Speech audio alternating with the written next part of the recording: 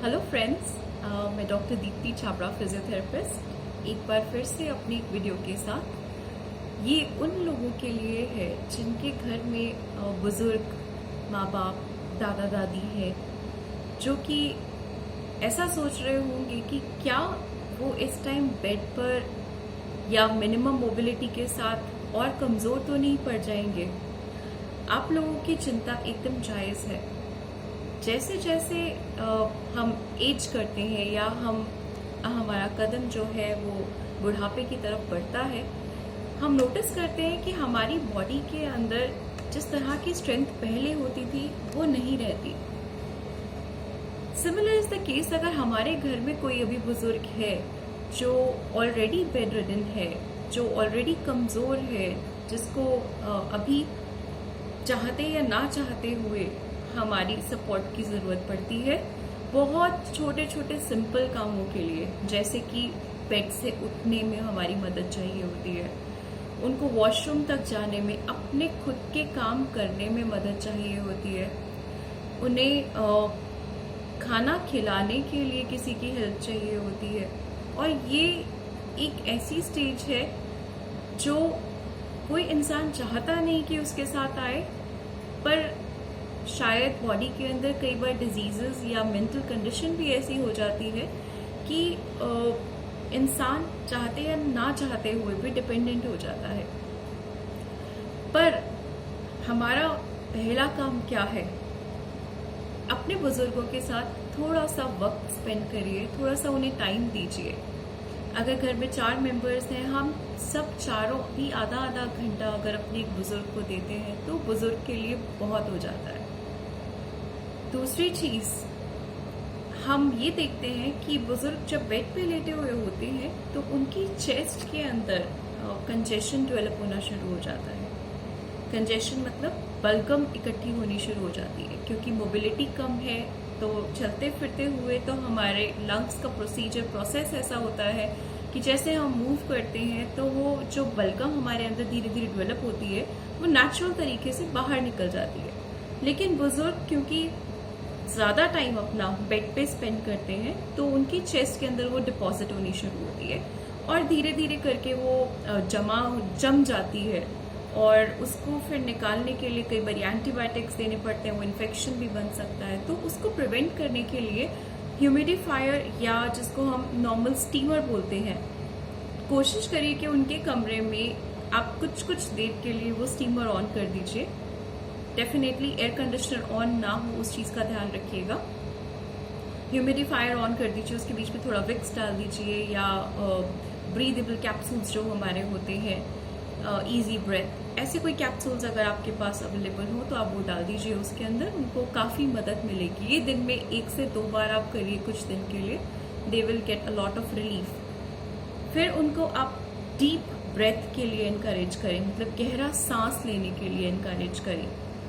उनको जितना जितना हम ब्रीदिंग में हेल्प कर सकते हैं हम वो उन्हें करवाएं। कुछ बहुत ज़्यादा नहीं करना, सिंपली नाक से उनको बोलिए कि गहरा सांस अंदर ले,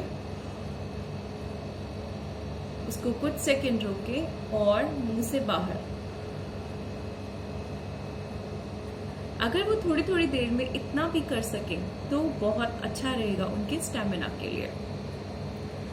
अपने बुजुर्गों को हम ये भी समझाने की कोशिश करें कि अगर कोई भी ऑनगोइंग इन्फेक्शन है या सिंपल अगर उनको फीवर भी है, जैसे कोई वायरल फीवर हो गया या कई बार यूरिन इन्फेक्शन हो गया या और भी कई तरह के इन्फेक्शंस बॉडी में हो जाते हैं धीरे धीरे, उस केस के अंदर जो भी हमारा बॉडी पार्ट वीक होता है, जैसे सपोज आपके बुजुर्गों में, मतलब सपोज उनको घुटनों में तकलीफ रहती हो, जब इन्फेक्शन होगा या जब बुखार होगा उस टाइम पे उनके घुटनों की तकलीफ बहुत ज्यादा बढ़ जाएगी। पर उनको घबराने की जरूरत नहीं है। जैसे जैसे वो इन्फेक्शन सबसाइड होगा वैसे वैसे ही वो तकलीफ भी धीरे धीरे कम हो जाएगी। इस तरह से कहीं पे भी अगर उनको कोई प्रॉब्लम है तो उस इन्फेक्शन के पीरियड में वो प्रॉब्लम जरूर एग्रवेट होती है, तो इसमें वो घबराए नहीं।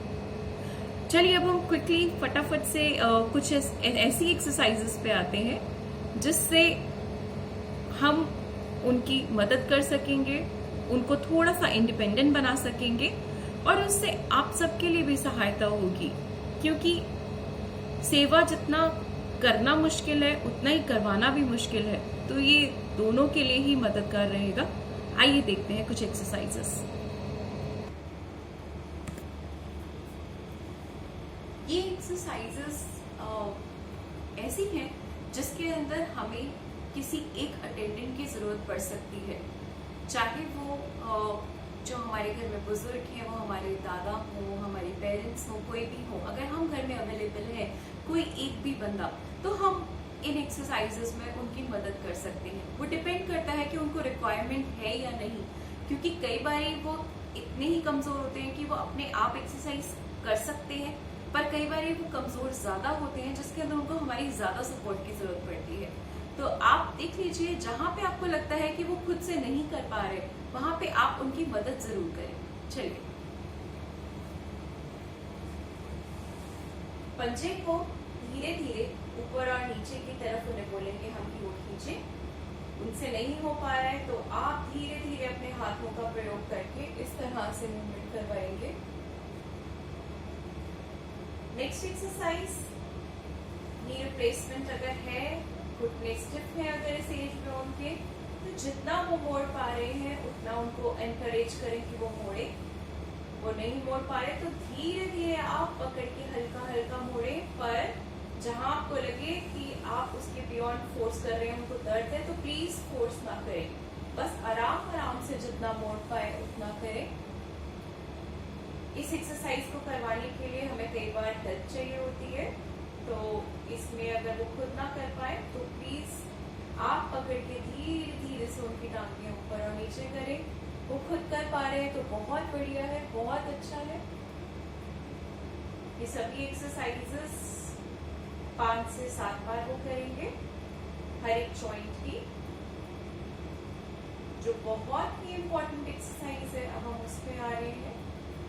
ये एक्सरसाइज हमारे जो पेशेंट हैं उनको बेड से उठने में मदद करता है, मतलब उठ के बैठने में मदद करता है। कमर की एक्सरसाइज है हमारी।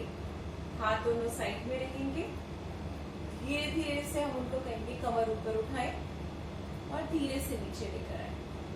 अगर वो इस पार्ट को नहीं भी उठा पा रहे हैं तो आप हल्का सा उनको यहाँ से सहारा दें, वो ऊपर करेंगे, थोड़ा सा होल्ड करें 2-3 सेकेंड और बिल्कुल आराम से नीचे लेकर आए, झटके से नहीं।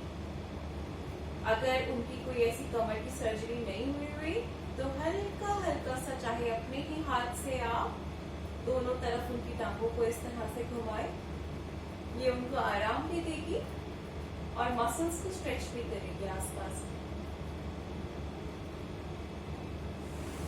फिर हम उनको कुछ हाथों की एक्सरसाइज करवाएंगे। तो ये उनको बोलेंगे अपने मुट्ठी खोलें, बंद करें, अपने हाथों को थोड़ा थोड़ा ऊपर और नीचे करें, घुमाएं अगर घुमा सकते हैं तो, नहीं तो इस तरह से ऊपर नीचे करें। उनकी बाजू को इस तरह से मोड़े और सीधा करें। वो खुद कर सकते हैं तो बहुत अच्छा, नहीं तो हम मदद करेंगे। शोल्डर्स नॉर्मली वीक हो जाते हैं, उनको बोले अपने दोनों बाजुओं को एक साथ पकड़कर ऊपर लेकर जाए, जितना ऊपर मैक्सिमम जा सकता है, वापस फिर ऊपर जाए, वापस। अगर वो नहीं लेके जा पा रहे तो आप एक एक करके अपने हाथ के सहारे से इस तरह से ऊपर और नीचे लेकर जाए। ठीक है। घुटनों की एक्सरसाइजेस बहुत जरूरी होती है, क्योंकि घुटने और टांगे बहुत कमजोर हो जाते हैं। तो हम एक टॉवल का रोल बनाए घर में, उस टॉवल के रोल को हम दोनों टांगों के बीच में रखें और उनको कहें कि इसको अंदर को दबाइए और जितना हो सके रोक कर रखिए। 1 2 3 4 5 और छोड़ें। और ये ध्यान दीजिएगा कि वो कमर का बहुत ज्यादा यूज नहीं कर रहे, अपनी थाइज और नीज का ज्यादा यूज कर रहे हैं। 1 2 3 4 5। सिमिलरली इस टॉवल रोल को आप उनके घुटने के नीचे रख दीजिए और अपनी बिल्कुल वो टांग सीधी रखेंगे और घुटने को नीचे दबाएंगे टॉवल रोल के ऊपर। 1 2 3 4 5। अगर उनकी स्ट्रेंथ थोड़ी अच्छी है तो उनको कहिए कि पंजाब की तरफ खींच के इसको नीचे दबाएं। 1 2 3 4 5। अब हमें जो प्रॉब्लम होती है उनके साथ कि वो टर्न करने में उनको थोड़ा सा इशू होता है, टर्न करके उठने में, तो हम कैसे उनको एनकरेज करें? उस केस में हम रोलिंग उन्हें सिखाएंगे। हाथों को पकड़ के उन्हें हम बोलेंगे कि इस तरह से आप एक्सरसाइज करिए। अगर वो कर पा रहे हैं तो बहुत अच्छा, नहीं तो हम उनकी मदद करेंगे। इसको हम रोलिंग बोलते हैं। ये पेशेंट को बेड से उठने के लिए करवट बदलने में मददगार होता है। इस तरह से हम उन्हें रोलिंग करवाएंगे।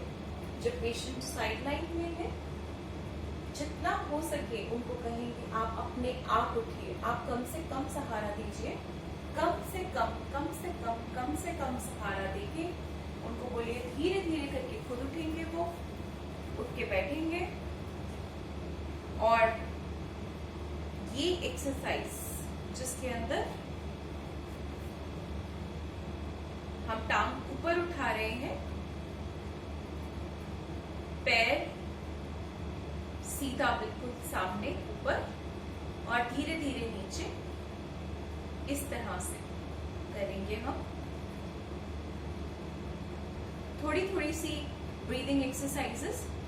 सांस अंदर लेना, गहरा सांस, और बाहर छोड़ना। जब भी वो उठकर बैठे बेड से तो मेक श्योर आप उनको 3-4 बारी गहरा सांस लेने की प्रैक्टिस जरूर करवाएं। उसके अलावा गर्दन को थोड़ा थोड़ा सा उन्हें कहें कि आप मूव करें, साइड साइड देखना और पीछे की तरफ लेकर जाना। दोस्तों, ये कुछ ऐसी एक्सरसाइजेस है जो हमारे बुजुर्ग अपने आप से भी कर सकते हैं और हमारी मदद के साथ भी कर सकते हैं। तो टिल द टाइम हमारे पास कोई help as a physical therapist कोई पर्सनली नहीं भी आकर देख सकता, तो प्लीज आप उनकी ये मदद करें, उन्हें हेल्प करें कि वो खुद से ये सब करते रहें या आप उन्हें करवाते रहें, और उनके लिए भी लाइफ आसान होगी और आपके लिए भी। आपको फिर भी कोई क्वेश्चंस पूछने हो, कोई क्वेरीज हो, तो यूट्यूब पे नीचे कमेंट सेक्शन में ज़रूर डालें, and I will try to get back to you within 24 hours to 48 hours. 24 से 48 घंटे में मैं आपके उन क्वेश्चंस का जवाब देने की ज़रूर कोशिश करूँगी। Thank you. Stay safe, stay home.